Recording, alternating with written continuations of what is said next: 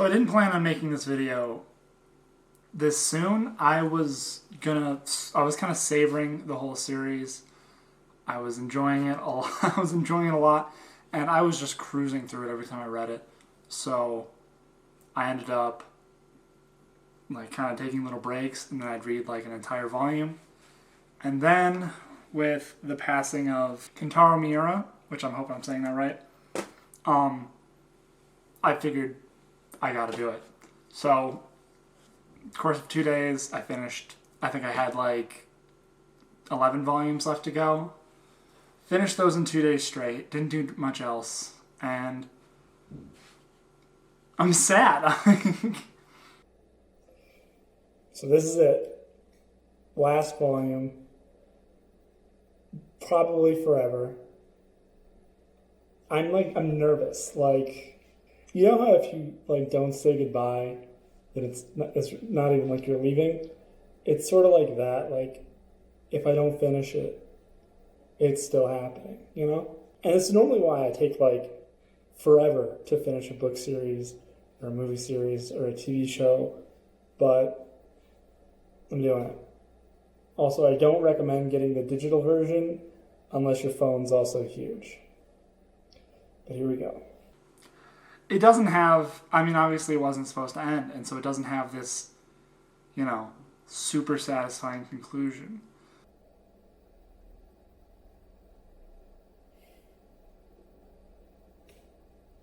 Damn, fuck.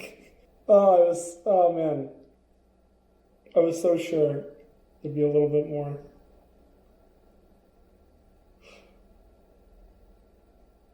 Fuck. For Guts and Casca, at least, I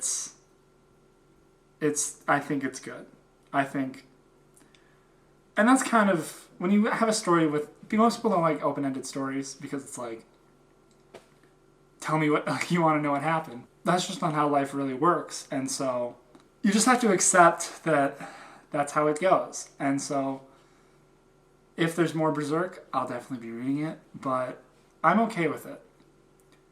I like to think that Guts and Casca and gang stay on the island and help Casca through it.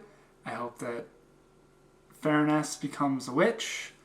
I hope that Guts teaches the monkey man how to fight with a sword better. Like, it's all good things for them.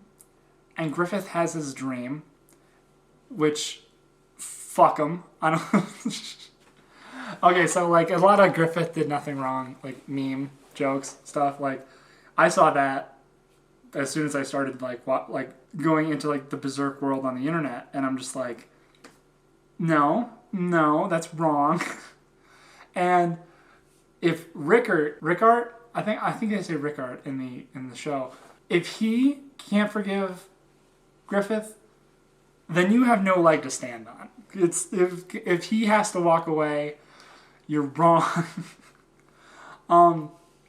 But yeah, and so I made that video, Berserk 1997 Ruined My Life, because I just didn't have anyone in the whole world to talk to about how I was feeling about this show that I watched. And so I made a video in a day, and I put it on a YouTube channel with no subscribers at like 11 p.m. my time. So like, I didn't expect anyone to see it.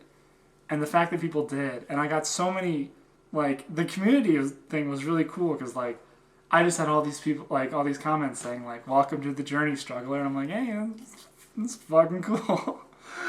And so, and like, so many good comments. And I'm going to share a couple of them because it really does mean a lot to me. I'm not going to read these whole things because a lot of people wrote a lot. But we live in a society, do we not? Commented. The reason why I picked up Berserk was literally because Griffith did nothing wrong video. P.S. Great vid. Take my like, and I'd love if you update us when you're all caught up. That's what I'm doing here. He said that. I'm like, done. This one by Dirty Mike 123. Like, I'm so happy that I found Berserk when I did, because I know nothing about the writer besides what I read from the inside covers of these.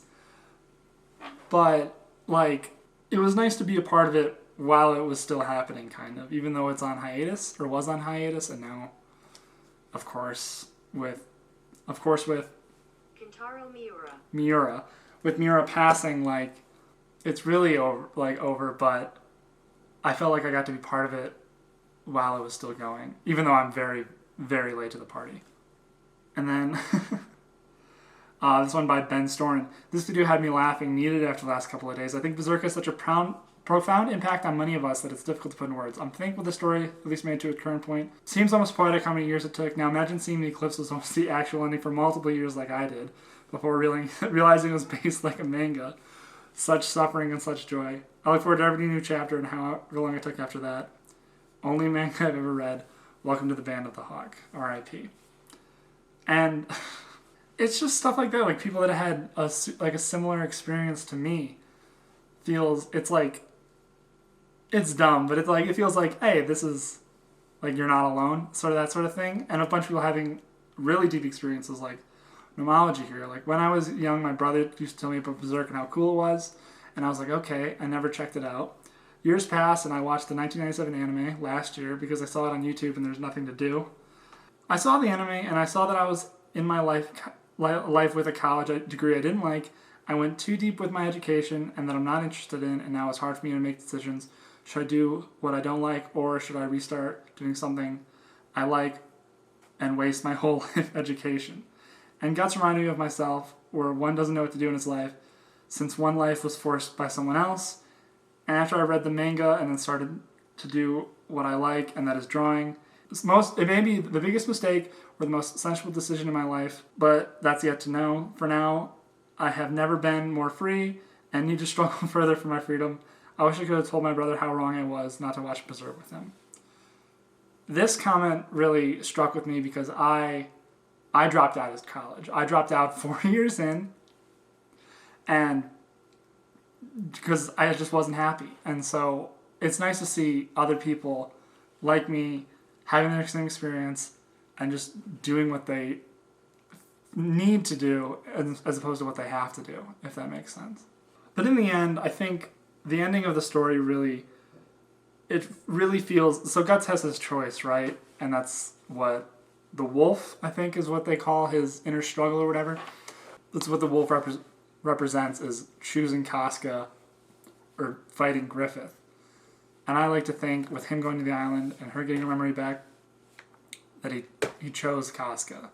And I think that's really important, and I think it's a good way to kind of find an ending where there wasn't really intended to be one.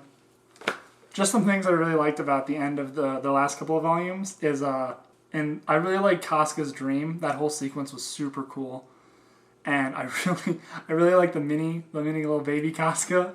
I think that was really cute. It's nice to have those little moments of levity where things are kind of funny and nice and just almost normal, because you don't get a lot of that in this story. You just don't. My favorite character that's barely a character, he's just, I don't even know if he's an apostle. I don't know his name. The mask man, the mask ghost shadow man, it's like a face stealer. I really like I just like his character design a lot. I feel like a lot of the apostles are like, they're obviously supposed to be, but they're all overly grotesque. And then I really like the dragon war demon apostle, and I still like Zod, even though he's he looks like a Taurus demon. Shocker, I wonder where they got that from. But just like kind of plain. But I really like Zod. I really like the dragon apostle, and I really like the Shadow Man. Yeah, I would recommend never talking about this story talking about this on Twitter before you read it, because people are always, all the fans of it who see that are all caught up and they're just going to spoil it. But this whole experience of me just kind of finding this whole world in these stories and in these people who love these stories has just been very nice. I don't know if there's not a good word for it. It's comforting in a way, and I think that's something you don't get from a lot of groups of people who like stuff. I'm avoiding saying the words fandom and community because I hate those. But like, fans of this story are very, I don't know, cool. Kind of just like, I don't know. It's like you can't talk about Star Wars on the internet, but you can talk about this, and it's all love. And I love that. and I love that I had a little part of it.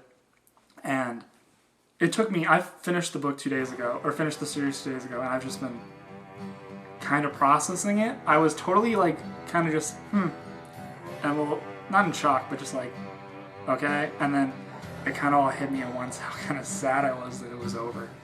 And now I'm here processing it again, which is what I did in the first video.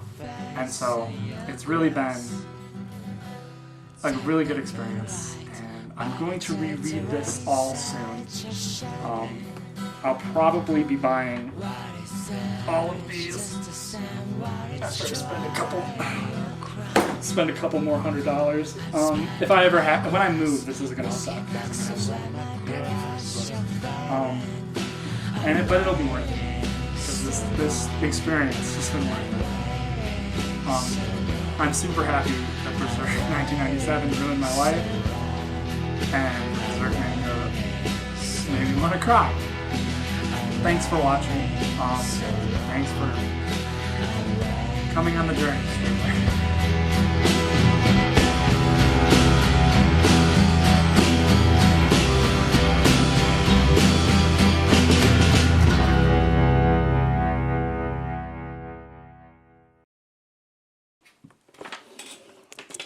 You know this whole thing was shot in a mirror? Bet you didn't, brah. It's my mirror. There's no room in my bedroom to do a normal shoot.